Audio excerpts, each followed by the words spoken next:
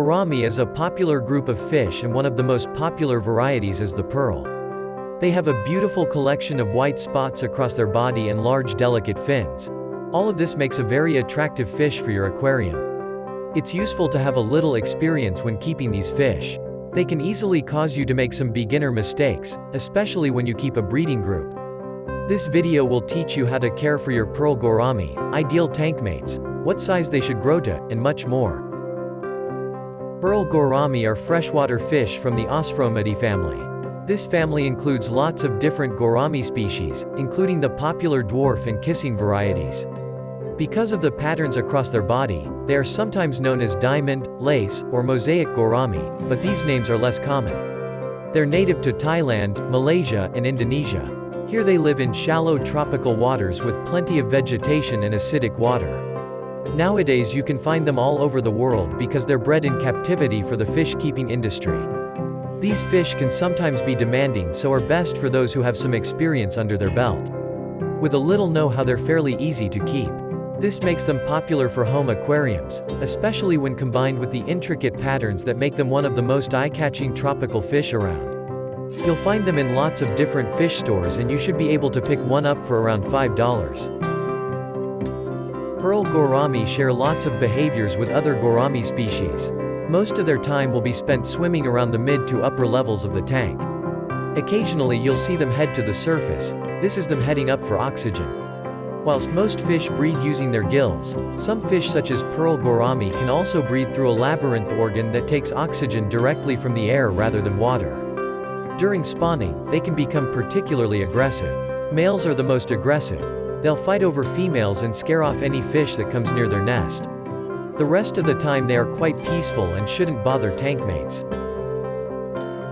Their appearance is the main reason why Pearl Gourami is a sought-after species. It's hard to deny their beauty. The body is covered in white, pearl-like spots, giving them their name, and a thin, black bar runs along their side. The spots make them easily distinguishable from other gourami species, but their fins, size, and colors are different as well. They have thin, large and wide fins. These give them an elegant and delicate look. Since their fins are so big, they are a prime target for fin-nipping fish, so keep them separated. A pair of modified pelvic fins can be found hanging beneath them while they swim. These thin fins are nearly as long as the body. In terms of size, Pearl Gourami can grow to 4 to 5 inches. It's easy to tell males and females apart. Males develop a red breast as they mature, which gets brighter when mating and turns them into one of the most colorful fish around. Their dorsal fins are longer too. Pearl Gourami live in the slow-moving freshwater in Asia. These include some lowland swamps, rivers, and lakes. These habitats share certain qualities which make them ideal for gourami. They tend to be quite shallow and have lots of plants and vegetation. This lets the gourami easily move from the safety of plants up to the surface for air. Below the water would be a sandy substrate with rocks and logs sitting on the surface. They form caves and surfaces for algae to grow.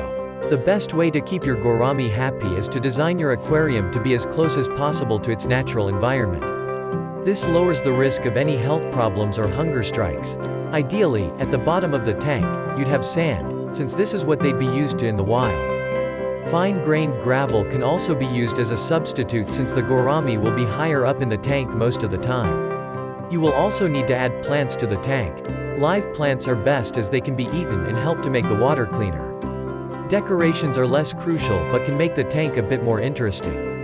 Your gourami might use any caves you make from time to time. The next thing to consider is the water. Even though they naturally live in acidic water, those bred in captivity can tolerate a much wider pH range. They're a tropical species, so the water needs to be heated to 77 to 82 degrees Fahrenheit. The water's hardness should be between 5 to 15 deci-henries. Other than the heater, the only piece of equipment you'll need is a filter to clean the water. Some people like to add an air pump to circulate and oxygenate the water. This isn't needed though, as Pearl Gourami prefer calmer waters and get their oxygen from the air. Make sure that there's a space between the surface of the water and the lid of the aquarium to ensure they have access to air.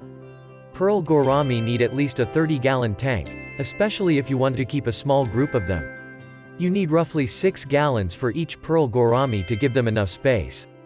This is just a guideline though, it's always best to understock rather than to overstock. Pearl Gourami are generally peaceful fish. They make great additions to community aquariums. This means there are lots of possibilities when thinking about tank mates.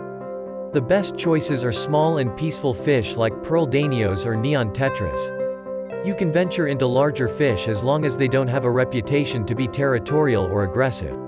Loaches and catfish are safe additions too. Most of their time will be at the bottom levels of the tank, so they won't come across the gourami too often. You should still choose peaceful species though, like corridoras or yo-yo loaches. Any large or overactive fish should be avoided. These will stress out the pearl gourami, causing them to hide away, pale in color, and may lead to health problems. Fin nippers are another group to avoid. The large delicate fins will be an easy target. As long as the fish are peaceful and not too large, they will make great tank mates for your pearls. Some other ideas include dwarf cichlids, small tetras, danios, guppies, platies, swordtails, hatchetfish. It's easy to forget that your options as tank mates aren't just restricted to fish. Other creatures like shrimp or nerite snails can be added too. Not only do they look different, but they are also algae eaters. You can keep these fish on their own, but they do much better in a group of around 4 or more.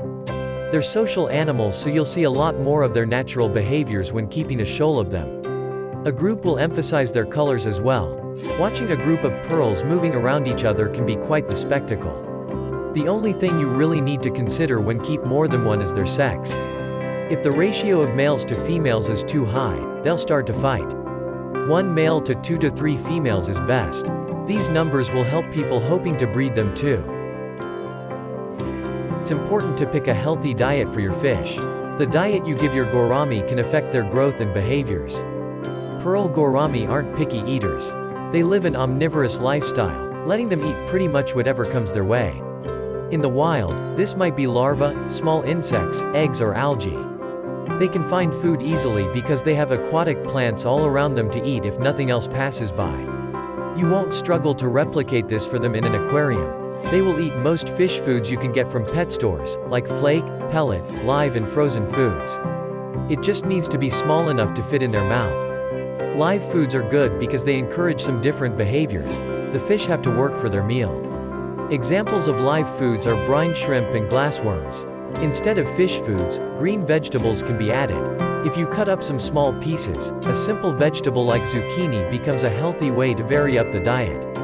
Feed your fish small amounts 2 to 3 times a day so that you don't overload their digestive system. You only need to give them as much food as they can eat in a couple of minutes.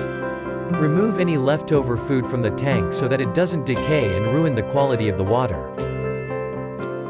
It's always important to keep their tank clean by doing water changes every week or 2 and wiping down any excess algae.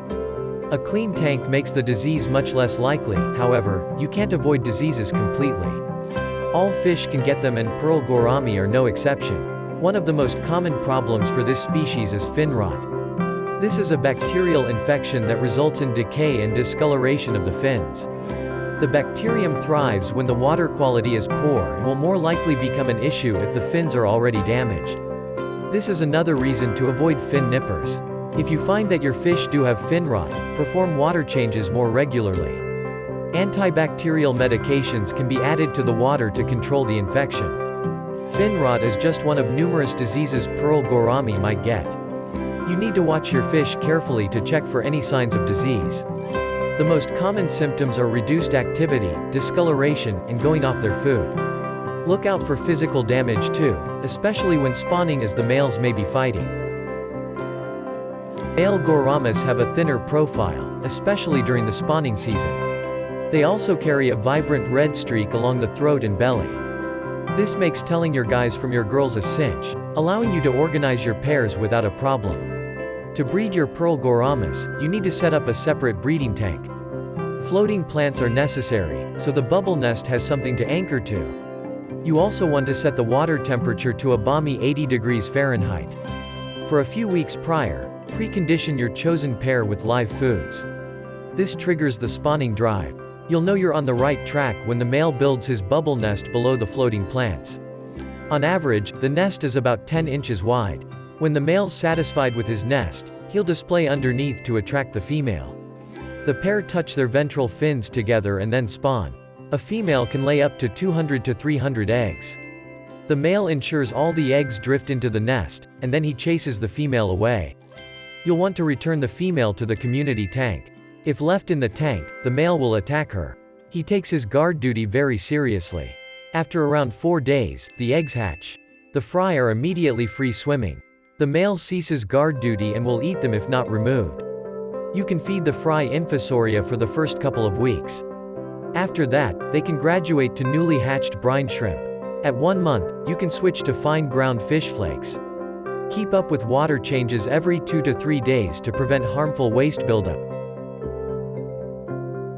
If you already have, or are planning to start, a community aquarium, then Pearl Gourami would make a great addition.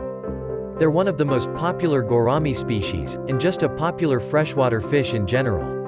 Their colors and patterns will brighten up the tank, and they should be easy to look after by anyone who has kept fish in the past. You'll need lots of plants to make them feel at home. Any tank mates you have should be small and peaceful, definitely no notorious fin nippers allowed.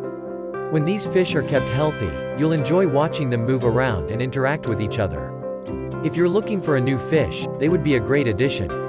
What are your experiences with Pearl Gourami? Let us know in the comment section below.